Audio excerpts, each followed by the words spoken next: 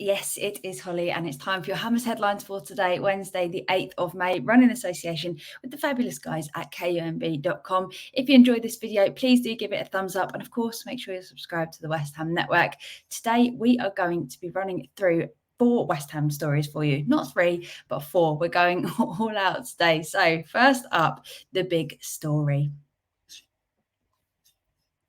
Now, the big story is that the Standard are reporting today that West Ham will target as many as 6 signings when we look to give Lopetegui major backing to kickstart his time at the club.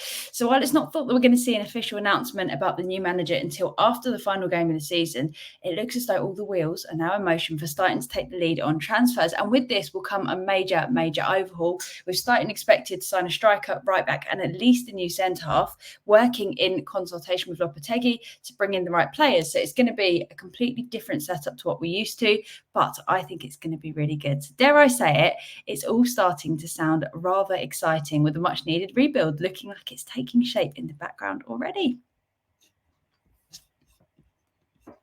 And next, Josh Ajala scored a hat-trick to confirm a second-place league finish for West Ham under-18s. The game ended 4-1 against Crystal Palace, with Dan Rigg also making the score sheet. Another very talented young player to keep an eye out for. This win means that the under-18s have 3 wins and 2 losses in their last 5 games, sitting on 49 points, meaning Arsenal sit 5 points behind us and cannot catch us. So we are officially second. We currently sit 5 points behind league leaders Chelsea, with both of us having 1 game left to play. Interestingly, with 1 game remaining, we have had only 1 less win than Chelsea, who are obviously the leaders. However, we've drawn 1 and they've drawn 3, and then we've lost 6 and they've lost 3. So that's what's been the deal breaker. But it's definitely been a really competitive season, and it's amazing to see some bright talent coming through the ranks.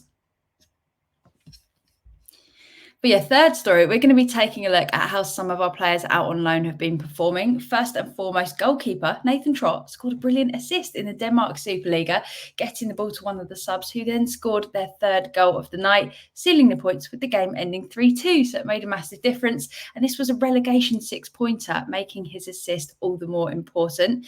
Ben Rama, who you can see just here, he scored another goal for Lyon, beating Lille 4-3 in an action-packed game. And Lyon went 2-0 down in the 37th minute, so it was a massive comeback. Ben Rama's goal in the 65th minute was the first of an impressive comeback, with 4 goals coming very quickly in succession after that, one of which was in added time.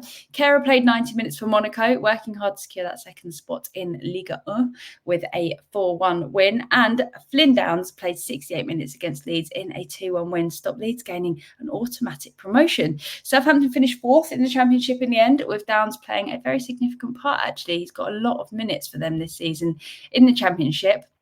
I'm really happy to see him getting that game time, because he's one of the players that I felt was a really, really good option when we actually had him. I think sending him out on loan was great to give him game time, but he's still one that I'm very interested to see what he could do back in the first team. I think he'd be a really good, solid option, even off the bench. But let me know your thoughts in the comments. Would you like to see Downs back as an option for the first team, or would you rather keep him out on loan a little bit longer?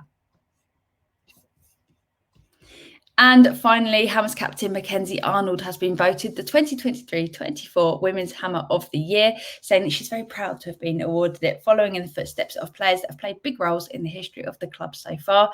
She also won the Save of the Season for her save to deny Manchester United back in March. Vivian Assayi was awarded Women's Goal of the Season for her strike in the FA Cup against Chelsea in January, and she has had some pretty impressive goals this season, with 7 goals in all competitions. Meanwhile, Riko Ueki was named Women's Young Hammer of the Year, as fans voted for their favourites, and she is definitely another one to watch. There we go. Those have been your Hammers headlines for today. If you've enjoyed this video, make sure you give it a thumbs up. Give us some love in the comments below as well. And if you're new around here, be sure to subscribe and turn on those notifications if you haven't already, because you never have to miss out on West Ham news if you do that. That is all from me for today. But until next time, have an amazing day. Come on, you Irons.